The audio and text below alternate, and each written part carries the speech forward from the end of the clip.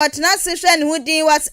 me kura ne sane me honam ye mremre de ya me soba no so akwa no akwa ne ho oba ebusua enye wono nko a obi so timit na sehwedi was me de me ye bema enso me nyonko bema me wale no waba so me wale ni ti wotimi hwa was danchem ne ne wo akwa ware na anu ya medical abrochimai mu ebi kwaso wo ho ma chese mayor penipa wa ya yefro chenchirenche ayefra nyasem ketua ayefra kwanopa yekokopiem ne yekohwa ya ne wano de denchem ane wo kwa ware ni nyina da ehye eye LGBTQ+ nkro ne bei ehase na ebepiem wo man konkro Ghana mu ana mrahye bedwani a wogina mu ma de hye wonum ewo eye ningo pram woni monyamfo Sam na te George wade atudwa kyemu sa wono de enya de a wobepreso entin mrahye bedwafo bia wamusole eti aye no wane na ne wodi anim a wato ne bo edi hyehyɛ ya wodregu apon so ene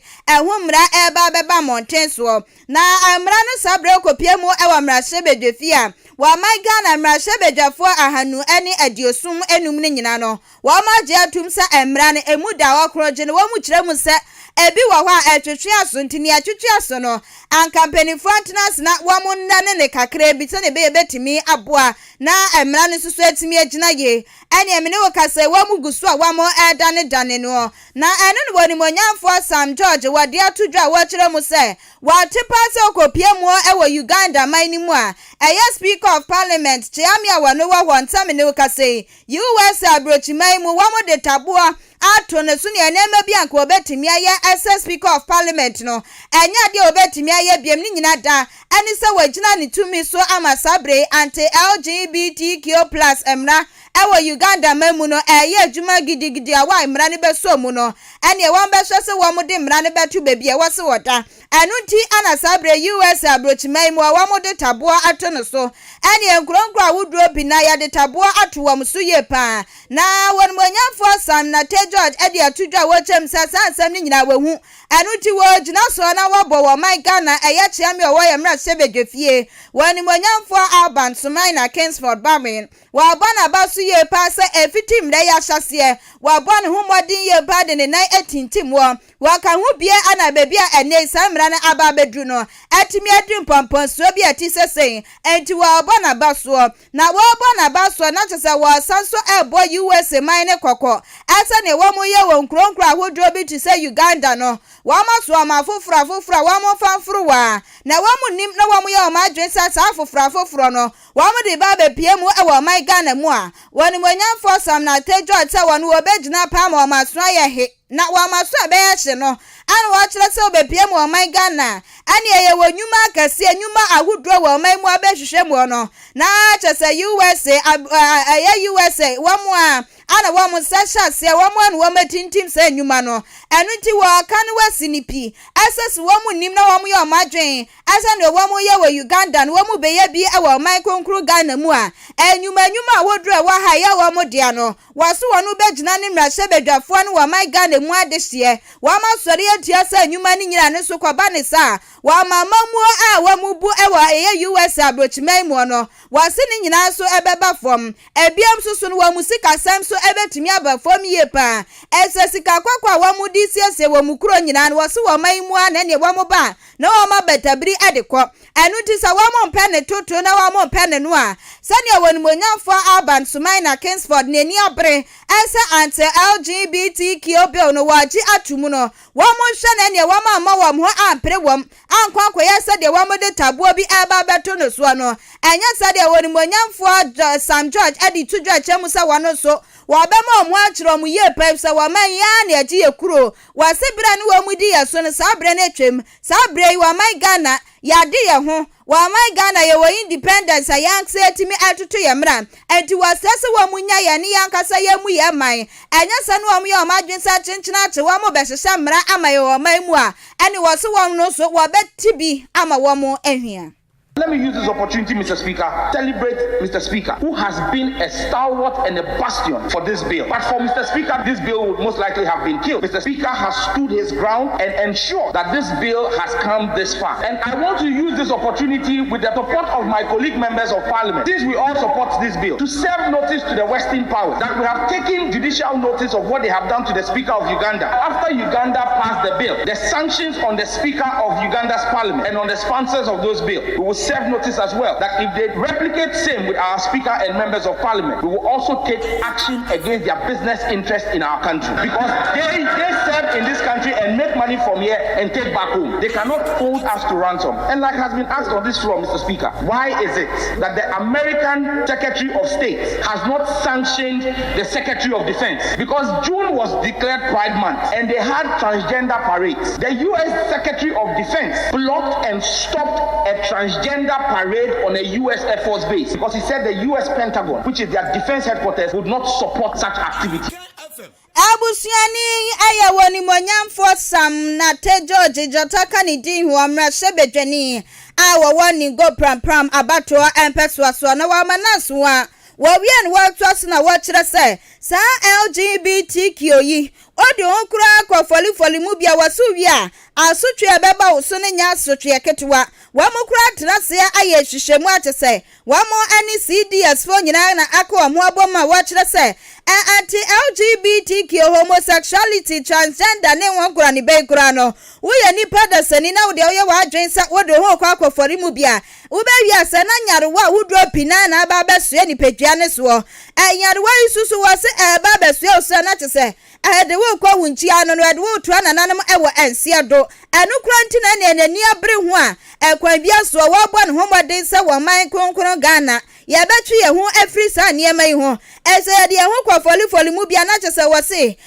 wo mu a ne yakọ yansama ichi enu a ne yapegu onu ti ananani abre panti nani abre se no na wodu tu Ghana fo nyina fo se wono watena se aye hwehwemu ewu ensunsanso boni a ewasa LGBTQ+ yi ho enu ti wo besra pa se wo ye Ghana ni empo ansa na mra ne be hyase ewo mai mu no bo ho modin pa se niema ti se no wo betwe ho afri eho.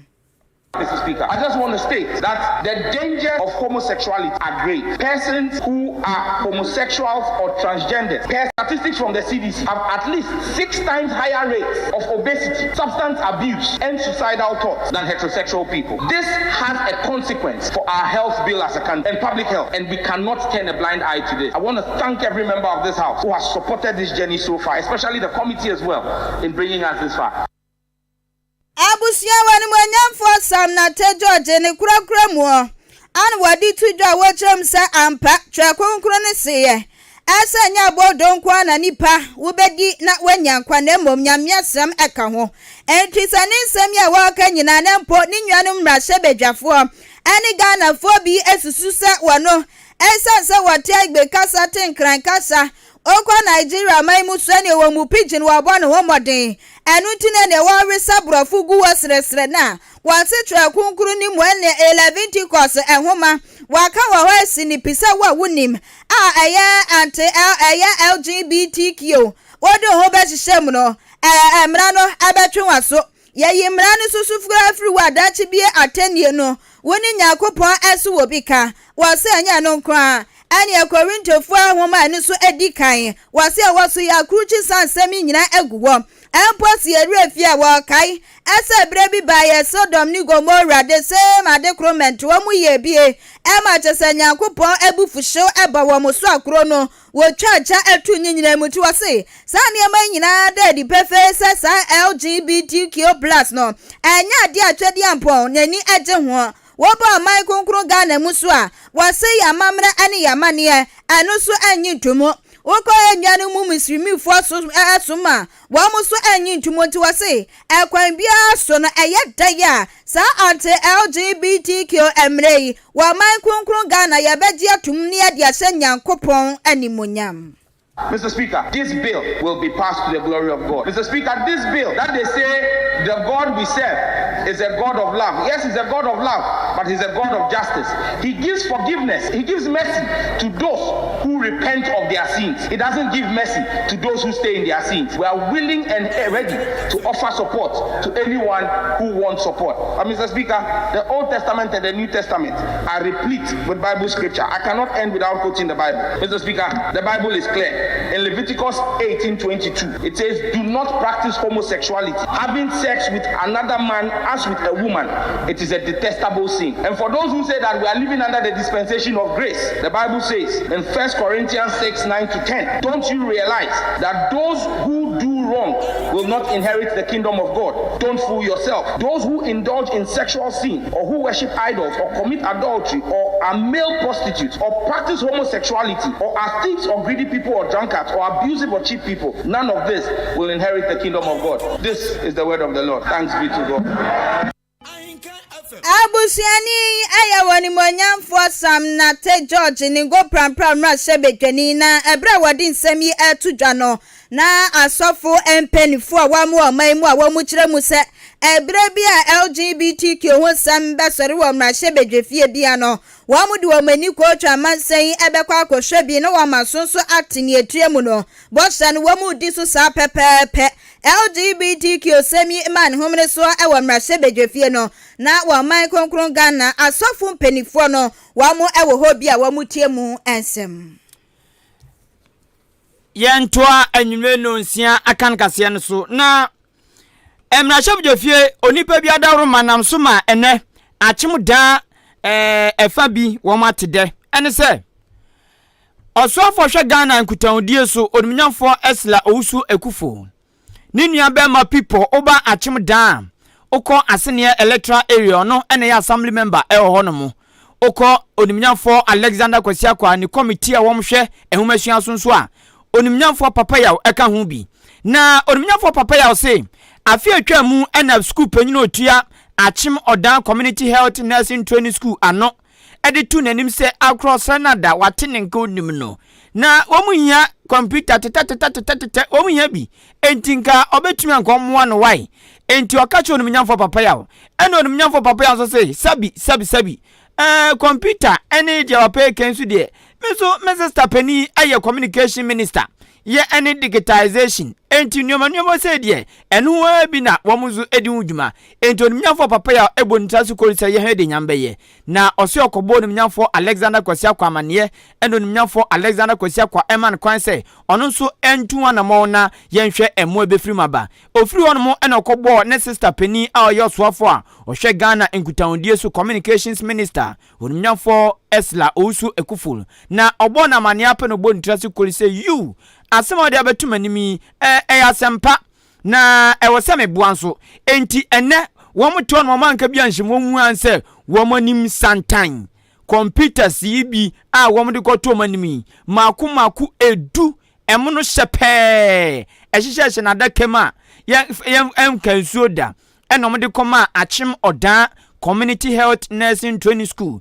ene ye na hono mo enomnyamfo papa yaw ono na gina anamu sanse ade fa no sunti ono ane kopre baye ya ode koma school no ene ode she school nsa ewo dan community nursing school no eno se obesre pa se enwom de abi wo mo hwe entutu nie enhwe suye na enche se de be abutanti a wo mo de page computers no ebetumi abo ama asuafo no so nimdie akonkan onimnyamfo papa yaw se computers ya wo mo de ba ye UPS eka ho bi UPS no eno no ebia ugusu yusu computer na edum fonya enyamunu mo na computer no bedum esan UPS ninti etumi gi enyama hoden kakra ma o yusu cha kakra nsa ejem adum kra enti ni se oye bibia mpofiri mu enko ena afi de betumi aboa amoakọ abefo tintanfidie so internet yi eno so sanyo na wo de bi kan ho keyboard ahodro mouse ena afi de kan bibia ema computer di mu sampa computer no onimnyamfo papa ya sini na kan ho bi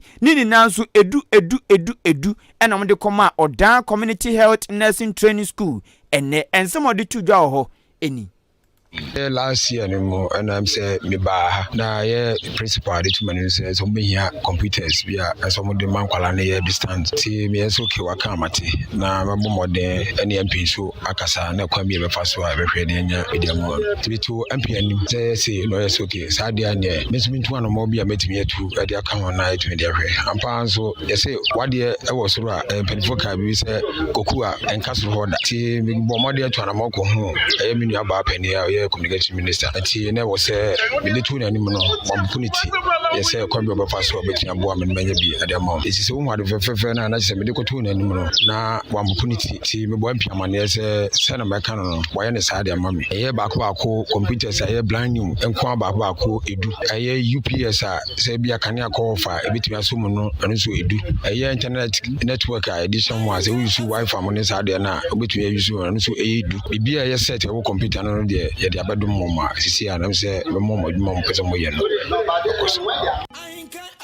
Odumnyafo papa yaw amoa eya assembly member owo aseniye electoral area ono ena kototo sre odumnyafo eslewusu ekufu communication minister ena no so edum no computer si ode koma ene achim odan community health nursing training school ya ehonsem ode tuja na eno achi ena achim odan nursing school stakeholders chairman Owura Benjamin Kuku Bedin enso chese eyampa wom de tuom na anim ena mutututu ana mo bo papa ya mama ne a ene so mo so de omtiko pempem ya enne nyame adom computers emno shepe maku edu esu ye ho akade ni na ekeke ka ho wom de abre school na wom so mo fansu ade Owura Kuku Bedin so nsem ya ode to so eni Yenny school no war in Sawasopi. Omoma yen also ete se omobe here and near maybe Ahenkan computers here and nano pay Muhuahe. Omo the two stakeholders and Nimno, yes, so ye journey to a honorable member of parliament, Honorable Alexander Akwesiakwa. Na afi so no, Yama honorable Papaya, so Asutianam say, Yenim say, yes, say, Kotokre, Ewostra, Ubibia, Enka, Esroda. And I'm saying, Nini Aba, any minister of Communications inti the man also asoti Minister of Communications eti Yusufre and odi computers 10 edi AC honorable Papaya also Owura Benjamin Kuku Bedin eye achim odan community health nursing training school no womo stakeholders chairman nene ena muti yi no kra no ena school panyin potu no principal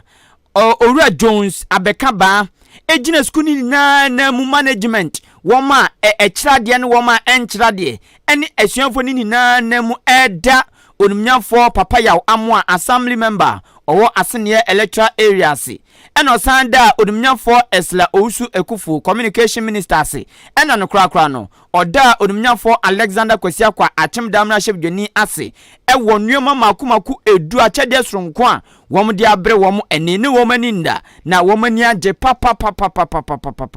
Owura Jones abeka ba se ade de epokra nso togum na computers no so de wom hia bi papa ezanse nei kanene na hospital a okoji folder no kwebu e wasi nipa no se tin na Ghana red gold green ebia so nsampa o Ghana ya sabia na nso nei abafunti digital ye yini na from ma okwa ye tena computer ni papa ma me odi design pachi ya utari amane ya woni ye wisi aya nante okwa nim ye bisabisa ni na ne type gu computer so enso first no ye bisa na ne e twere enso e kire se ne digital ntinoma sesakra nti o se ehun benya pa so benya computers no dodo na omode a kire asuafo no sade bi omu wie school na omuko wura ayasabia wudum won behu sade nani so ete Owura Jones abeka ba eto anensem so no se enuoma omode abei o hyebo se won behwe abon ban esanse womode se ba ne se o wa maybe yen hwe so mo ho ban de obi anu no obetu won enti ono so de ye ode to so ene ne bo hye eni Kufu ne juma ifo nyina na mu di aseda kase ne ma honorable papa yaw ne bi akoso honorable eselawusu ne bi nso akọ honorable Alexander Kasiebo ne bi nso akọ education committee honorable atini nyina ye de computer ne be adwuma sisi a nurse ne midwife atete no ye de computers ana chiro nso hwe okọ hospital kula folder ye yama ono first ne chiro patient ne ho ne magu folder so sisi a bibia o computer so na obusa ne se e be hwe so yi ana ye ka maintenance culture the whole Ghana amafo ba ha bisuan ye kwa ne school no ye waka edit 34 years car bi di great war no omtoma hospitals omtoma health centers kona kwahwe omomde ye da so adwuma edan kwan so da bi anti car maintenance culture we are on parallel sana ana we are second to none school is 61 years unwa po bi ba ko ba bia is our maintenance culture ye behwe so yi na ye de atete ene anesefo ene midwife fo no ma be ye 24 papa abo man yi enti Oliver Twist e be ka bi mbra biem ye hia bebre enti we ni di kan a titru ye brain computer sedia e be chama yin onipa amotini ni eye suku pon kase ba kwa wo achim odan krodwa mu a ede achim odan community health nursing training school wo mo etete anesefo ne wo ma gia wo ne adoctor form wo mu wie ebehwe nipa agi nipa nkwa penyini pa otua school ya no Owura Jones abeka ba enabusua motini ni oye principal abusia ya toa ensam ne so wo ensam fufro mu na no ebna de etwemu ya kitamsabo so me ne dana etoso enan ana ukopie mu awamrahye bedwefi a wodi monyamfo Alban Sumaina Kingsford wojina ni tumi so ehwe ye mamrahye bedwani a asin not about trumpets so wo meyi no woni monyamfo James Jachikwesen wo swan ye esemrahye bedwani na no brade ni emrahye bedwefi dom dodo no enya de wo mokoye wobi nim ne ntia wa mokwa ya honsam ababe ye bebre dwumadie ne akoso no anadom kuma ba no dani eya doctor atoba forsen wade tu dwa wo kire mu se wa kana atoga na fo nyina asum asa kwan ya koto ade won monyamfo James Jachikwesen afaso no enya de wo mani age ho enti bra bia wo pani ni bekwa akopie mu wo koto bia dom kuma wo mu nyina bekwa akotan nechi emposa sabre na wase wa mo bamra shebedwefie eba ekwadwendwe wa my Ghana ho a wase wa mo nkọ wa mo de wa mani monyam ebekwa akwatai won monyamfo James Jachikwesen echi ewo koto demo ensemi wa kan ye nene wa kasa wo sini pinti ya fantu yetrim ene dai woni monyamfo James Jachikwesen kwakopie mu ewo koto sansusu na ene dai so wa mo akwamra shebedwefie na abusia na kwakopie mu ewo mra shebedwefie a niesi na no ebnada no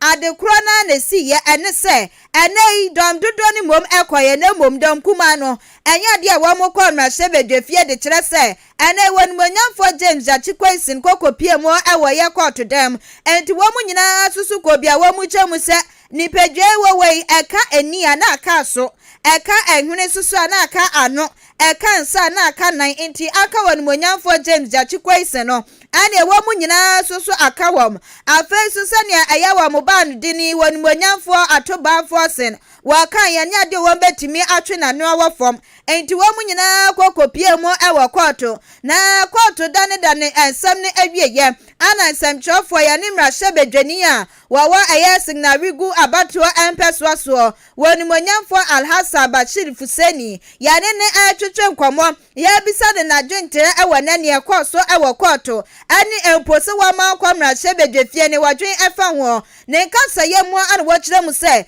ne atie ne de wo ma kwankopie mu awamra shebedwefie no anu wa masini pidada ana me ya wa mo band ni eso woni monyamfo atoba forsen wa mo nam ne so de ho nsem nyina atodwa ne mom ne waka ani se ekwan ya wa man Ghana Attorney General Yera Godfred Yeboadame wanam so na wade woni monyamfo James Jachikwesen so enam so ensam ne kwan ya wa fa so de no wo se wo ka asisu pi na waka kire Ghana man nyina esa ensam no ehu hia ekwan ya ye woni monyamfo Godfred Yeboadame wade woni monyamfo James Jachikwesen enam so no wo se wo susu pa sa bibi bonwom wo susu pa sa amayosem bi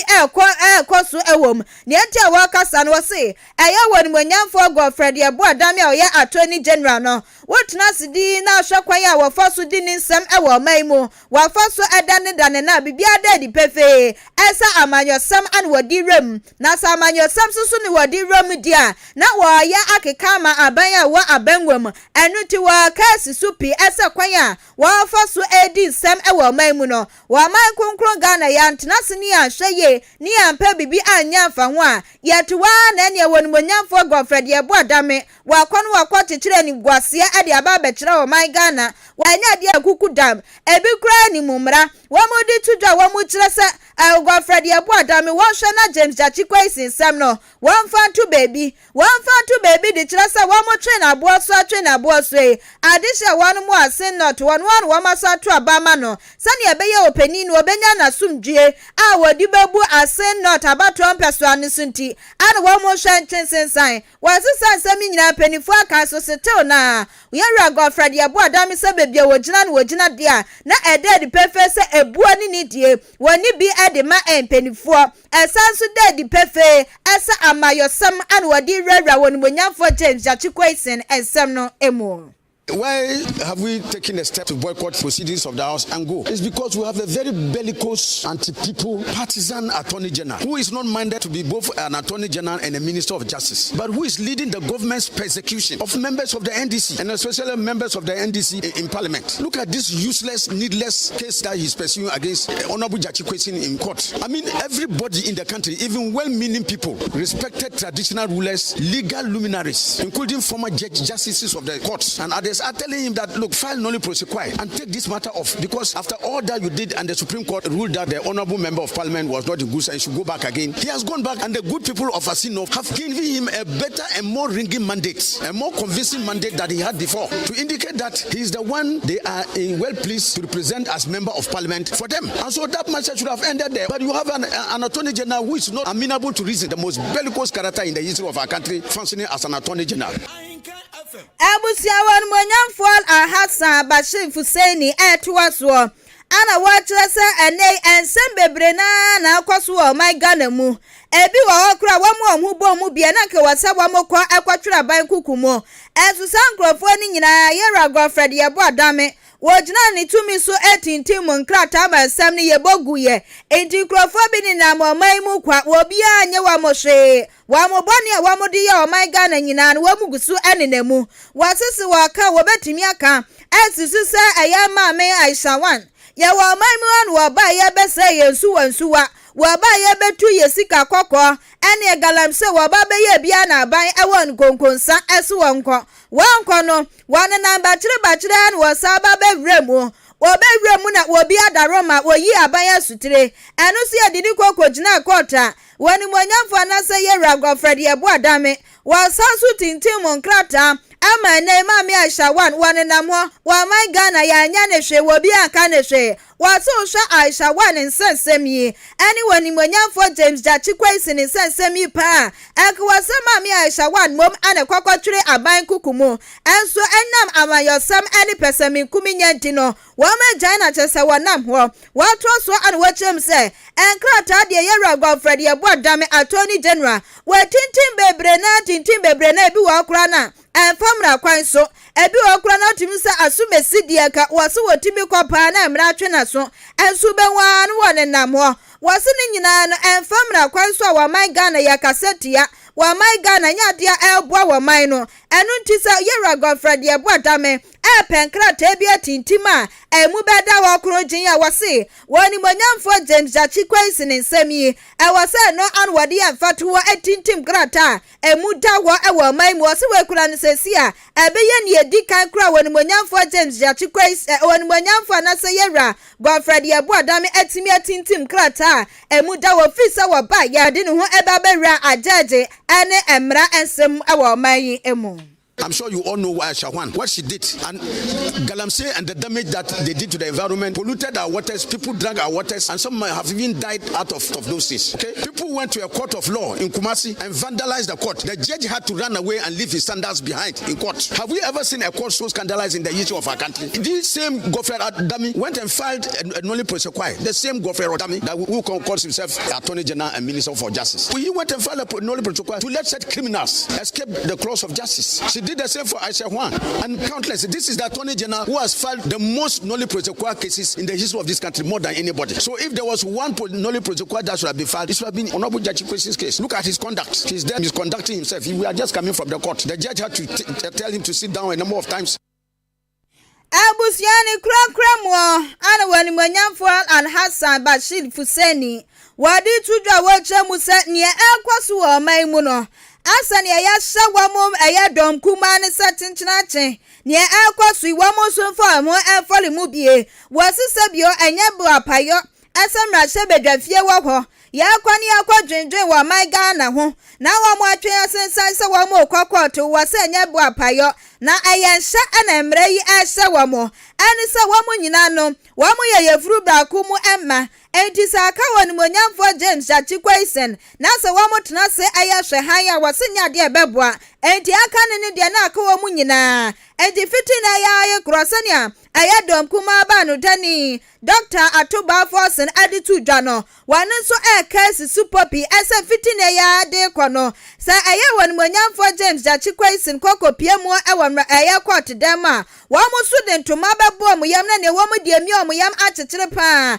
adwese wo mbekwa gina nechi na emra no wo matimi ade dane atoye wo chemu sa so nsem ya ekoso na aye atetia na aye attorney general yera gwa Fred Yebu Adame wa pese wanam so na watiti James Achikwaisen ane NDC amayoko no eswaso wo mo wo ipa de wo mo ntena se enti sa yera gwa Fred Yebu anim dia wan fantu ni timsa wano wo sinipi asania ekoso bia no won bedi atira akosisa ensam no court bedi awie kosisa wani monyamfo James Achikwaisen wanu so benya ne fio ene ne fa hodie. We have been forced to abandon proceedings of the House, not by our own volition, but to show solidarity to our colleagues who are being hounded, who are being persecuted, who are being harassed and intimidated on a daily basis, taken to court by this Attorney General. So we have been forced to come out and solidarize with our colleagues. So it is not out of willful decision that we are saying we are boycotting proceedings of the House and going there. It's a necessity sprung on us, and we believe that as a political party, we have a bounden duty to rise up to the occasion in solidarity with our colleagues so that they will feel that they have some support that will cushion them to be able to stand strong and face the intimidation the Attorney General and this government is meeting out to them. Abusiani ayawani monyamfo Alhassan Bashir Fuseni mrashebe jeni awawa ayasinarigu abatuwa empeswa eso fitisa meni kwasi trozo gobewura ba awo atimbete biko shewo atefa senior high technical school aduane ani edu odani ho ni na tea beans obrayo bibia edwumaku na omoboama yensaka sa aduani wom na ekasai National Buffer Stock Company woma kasa abusia aso maka ne dikan na editie anse na mde woma asem ne beba a obehu woma ma omofra aduani di wo SHS awdom no maminko Jubilee Hospital emra na Jubilee Hospital eye biaye bia o yare a Ubeka say don't go anywhere. Ko Jubilee Hospital. Wuti waso wani ohwene okon nipaduane ni die ohaw bia fako. Ena okon nipaduane mu nso a obuon ma ne moja no ode ne sam nyeme ba bia na se abontoa obuon mo nso a nipaduane ba buon mo de to no mo cha kakra bi pe na asensen oye ne hwe a enye ye. Ena obuon mo nso a nipaduane mo ho no a ono ose ebu ose aduane no mekon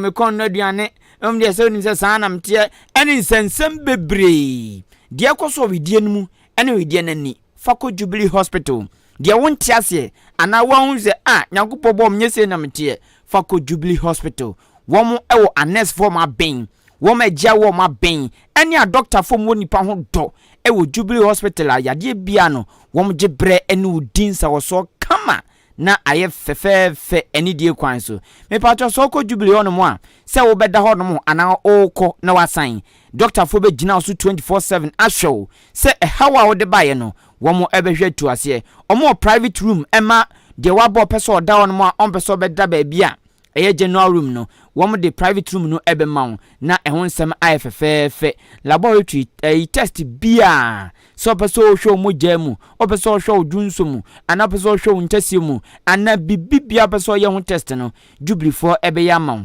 afi die dekra ne se ehon mo ayayaresa bia se ye show wi a eduro bia sefata se ye de ma no oji wo ho a ye ntwere ma ase koto eye Jubilee Hospital oba wa fa fru eye ko Jubilee Hospital na womunya bread down tenetino waba fiembu no yetumi frew madam pacho wadidi eye abankunu di asuba wanum pacha uma hukum me na etra mo anu asensu ama madam pacha na ntesu baba nem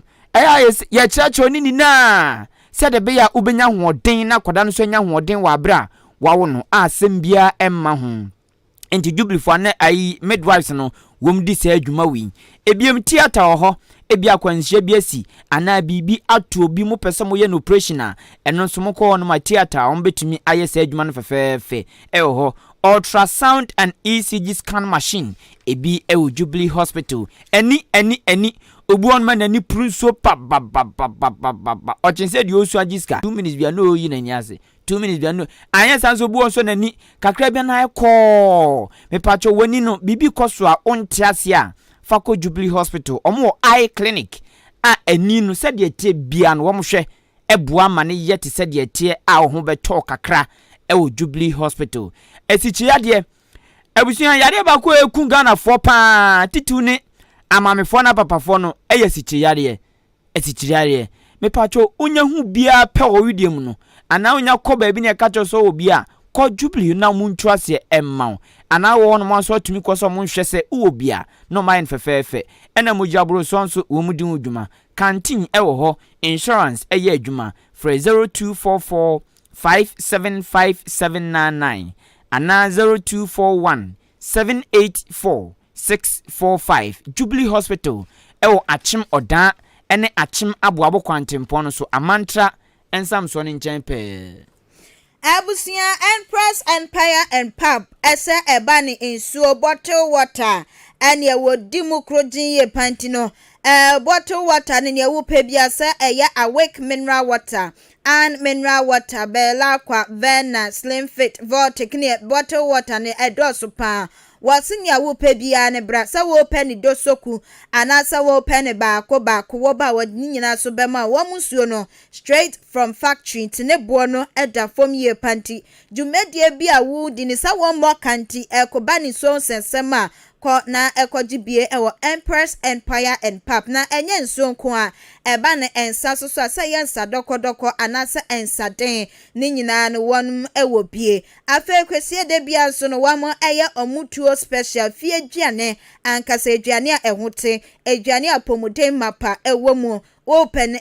bie di kwesie dan ko ade a fa wani kiremo ewo Empress Empire and Pub na ekokogibie na abusua tie Empress Empire and Pub wamunsuo ane wamunsa no wamuton wo Sunny Star Plaza Abrosaini mo achimoda kwantempon eso a afei so pub no A2 pub na A2 pub no ewa Oda New Town enka ne bebia na always sport ne ewo no ewa na wamso ewo for Empress Empire and Pub o meiso 0241 456669 0241 456669 afei obi pesto ahan na emiaya wo pesto ninie wo pewa achim aboabu kroje yimo anasa achim asene emia mienu an wo pe achim aboabo anasa achim asene enti wo was to ni bi ewa na wafre no emai so 0245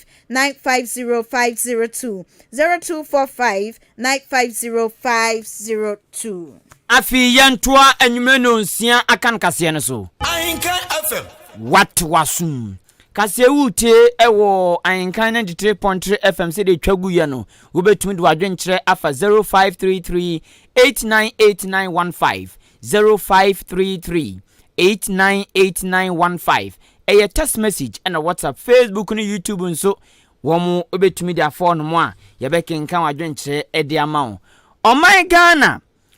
aban oni National Buffer Stock Company ayetwa ntiafa NAFCO we sign pa womo won tiasiapam na ntiasiapam ne se aban hwe se buffer stock fo no abribia won be hwe se nuane be kọ ana nuane be wo no mo a suku ntoaso no benya bi adi eno ne contract ya aban no ene National Buffer Stock ewo enti wom so abribia se fata se wo so munya nuane a food suppliers ne ba so mo ba bedi bia koma SHS awodro na won benya bi akọ na Deputy Chief Executive Officer Emma National Buffer Stock Company NAFCO ameka mo asemi owura Kofi Amankwa akyerɛ sɛ sɛde bɛyɛ a wɔn botae ne wɔn akoma so adeɛ sɛ abiri bi aduane bɛbu so tam ebi bɛwɔ baabi a wɔn asie bi na yi suppliers yi ba wɔn bɛnya bi de akɔ schools a wɔdɔ mu nti no wɔse buffer stock for ayɛ ntotoyɛ sɛ wɔn de hyehyɛ bɛgu akwan mu paa na aboa ama sikasɛm a wɔn de ɛtoto nneɛma ɛnya nnuane no atumi akɔsoro na afi nnuane nso no boa ɛkɔsoro ane deɛ ɛyɛ atete wɔn no nso wɔn ahwɛ ama no nso agyina pintin owura Kofi Amankwa akasa na ɔtɔ ne nsɛm so sɛ ɛnya no nko ya sɛ wiase sɛ odwun so tfaako a etwa wuru nanso etwa wuru mfaso bi ama so sanso ne so tfaako ato ade so ɛsɔ sɔre na mframa fa to akra enti no wɔn asɔre wɔn mfiri Ghana wɔn bɛkɔ obi man so akɔ nwumaku awodro nkyɛn ɛde wɔn ahaw de akɔkɔto wɔn anim sɛ ebo yɛyɛ National Buffer Stock Company ayɛ wɔ Ghana yakoma so ade ni ona sɛ ni ɛnhyɛ yi wese enti mo mmoa yɛn na sɛ mo yɛnso yɛbɛtumi aboa ma enti wɔn se kwan wɔn bɛfa so bia enuane bɛwɔ abribia na wɔn enuane boɔ nso ɛkɔsoro bɛyɛ pintin bɛgyina faako no ɔsɔm bɛyɛ enti wɔn bɛkɔ ama no ne nyinaa kɔsrɛsrɛ na wɔn botae no atumi abam panyini ɛkasa na ɔtɔ ne nsɛm so sɛ sɛsɛ enuane no ɛno wɔn tofiri akuafoɔ ne nkyɛn straight na wɔn akora ne baabi kama ɛna afi surprise ne ba wɔn anya bi ɛde akɔ owura no ɛsan to ne nsɛm so sɛ wɔn de hyehyɛ bi agu akwan mu a wɔn de wɔn ntoma kɔbɔ World Food Program WFP fo ano na mabotae wɔn de asi wɔn ani so no wɔn nsa aka owura Kofi Amankwa yɛ kwankyefo panyini abedi akyire ɛma National Buffer Stock Company ɛdi nsɛm wɔ nyinaa to dwa wɔ abra wɔn ɛyɛ nkyerɛkyerɛ bi ɛma technical staff a ɛwɔ NAFCO abra World Food Program for ɛboaeɛ ɛma sɛ adwumadie ɛkɔɔ so National Food Buffer Stock Company no aban ekreti yen say yebehwe say Ghana yenko ehihia mu when it comes to enuane so who say enobae hwiafo edua no omote omo nobae yen yebeto na de agu ye warehouses na say the time eduane eni ho bebre no na ye de yakra no aba ejom na ama price enkosro say de yehunu no nansen no enti ebe mfie kakra ye ho actually en kakra so yes so ya antena se ye ne international organizations biti se WFP edi nkata ho se ya almost so betimi aboa ye na sa adwuma na aban de ahye yensa no ye betimi aye nti ye ne WFP before di nkomo last year and ye sign krata ya refer ne MOU memorandum of understanding say omo ebeboa yen na dwumadi aban de ahye yensa no ye betimi aye one of the first one ye say ye staff no omo beboa na nimdia de beto nuane ne de bekora nuane no omo beboa yen ewo ho na bebre ewo animu a eba onipa amote so ka sei owura Kofi Amankwa ono ene ekwanchefo panyini abedieche Deputy Chief Executive Officer Emma National Buffer Stock Company NAFCO womo ena aban ayeze mo abribia modwuma ne se mo hwe aduane wo na enya bidi akọ emiamia odre sefata se wasa aban de aduane ekọ owura Kofi Amankwa na mote se ochreche nzemu no na enumu ena asante mantemu kwanchefo panyina otua asoya wonom hwe enuane ene kwayonsem so Director of Ministry of Food and Agriculture ewo asante mantemu owura John Manu ese aban no enam asoya wonom hwe enuane ene kwayonsem so odi planting for food and job nifa etosumienu no eba gidigidi etinkete kati free enya semketo akora obenu obepem ato enti planting for food and job of etosumienu owura John Manu say eno ba na eno enam so ama say ogidi pa say planting for food and job efa etosumienu a eba no ebeboa amanuane ebuso ewo Ghana na ofasa akonya no so esre National Buffer Stock Company say planting for food and job of etosumienu a ebe womu ntuomu na ntiam ti se banfu a obi epese otu na mompa bi na aburo ne beye nti ompese nipa kro no bekoso anade kro beye womu ntuomu na ntiam no muntintim orre se de be ya enuane ebe free planting for food and job maba no ebeboa na afi nchirima anada achi bi ebeba na ebuso ne anya bi edi ama emia odro eni obi bi esafata se nuane eko boa no we say planting for food and job buy you nsusa so de buy say ema aduane bui enne ye the planting for food and job 2.0 e say phase 2 aba phase 2 ne say enne no aban na e ye nhihye say ye benya aggregators say obi a ono no e de ono an sika e be so kua ni na sen na wadua na ono anso aye den atofie kuafo no na ne buffer stock ye de amani age ho pa ne say aggregators na e ba sese no enne nye obi oye 1 acre 2 acre nko the PFJ 2.0 no e kita for big time farmers and a small scale farm nti obi oye kuani bia so ye ne kitwa so ye ne kese nti e kire say now we are targeting the large scale ni ade no e be ma aduane abumo ebumo a sebi wa hwe ni nyina me ye gwan yintimini nti eno na nafco susu no e say on position na omtimi tu nuane ye den egu ewie onipa amotinini eyowura John Manu ono na akọ asantemante ma oye kwanchefo panyina otua asoya wonom hwe enuane ani kwayo nsem so nene eno no ya semo ezbandoye ezbandoye mesi madam fia mekana trozo ye ko dan ni banese trozo nya aduane gunie ma ela ochen sabi Semia na woken national buffer stock for no say shase na wo mo ne national food suppliers for ana ye djuma na ne etie nie national food suppliers na wo mo na mo kopa aduane no ba ntika wefu a banche ane wo ma ba betu na wo ma to atono ane wo ma ba betu ba yira na ko wo mo de akọ national buffer stock campaign na ko mo so de akọ schools no na sesi asemi akom so mo do mo kobo ekuo bia eni o manyimu nti na me bisa se unsa national food suppliers so wo mani abrom se ka bi nti wo mgusu da buffer stock for ntia entia to mgusu da ho na o mani abro nti na me bisa se ne sade a wo mo patch se wo mo ne national food suppliers enya adwuma bia ma na sen okay o si we no be partner be penkrofo partner omo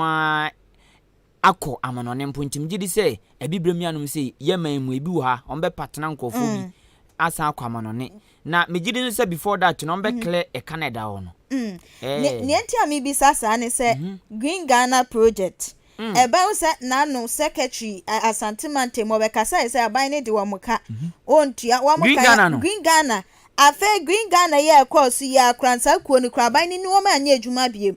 ama no so mo be ka so de o mo kan tontom sika momti wo mo se aban ni pi 5 baby wa mo nchen kura biem okofa ni pa ofro okofa ni pa ofro no ne ye anu ta na ama mi su mi bi sasa agwazo obi ofre aduane o baby onye sika onto aduane na akoto baby enti okay o dia sandi onti o mo kan mo what the course was Green Ghana project ninti ana mi bi sa kana ban antua o ana okọ pi 5 baby ne nkrofo foforo ye Green Ghana Green Ghana say me dem ka mo kanti iti na mi bi sa na che say buffer stock wa mu kope ko fufure na national food suppliers no wo twa meja na so wo yo mu dey de omo ekwan omo de omo fa so ide o ma chiro mo papa food suppliers o ma chire buffer stock for papa as pensioners obiti akonwem no wada adan ya ojini sika gongo ehwe ofie 2 years but I had dream yo mi je miske obi so wantimi na fie oda fie na e bone den enkofo agebosia na aye adwuma no agebosia 2 years nie bank a withdraw ya dan wa moka ebi mu kra na afa so ayare BP oni nyina o ma ya nti saban na ntua moka na se ene wade abeba first store company dia benya ye defe ma na echire ko ye bebi sa wo se twawo meja akopeko obi fofora ebe ha dwen cause for all you know crofo no wo moda ho na bi ma wo school o mu tua school fees ebi tia ene electricity bill na crofo su wo ho yi wo mu tua tua ne